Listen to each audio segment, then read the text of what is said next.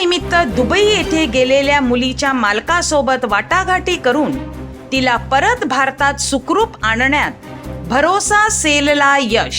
भरोसा सेल गुन्हे शाखा भाईंदर पश्चिम येथे राहणाऱ्या तक्रार अर्जदार महिला यांनी दिनांक 3/6/2024 रोजी केलेल्या तक्रारी अर्जामध्ये त्यांची मुलगी वय 29 वर्ष ही दिल्ली येथील एजंट नामे तरुण वय 40 वर्ष याच्या मार्फत दुबई येथे कामाकरिता दिनांक 8/4/2024 रोजी गेली होती.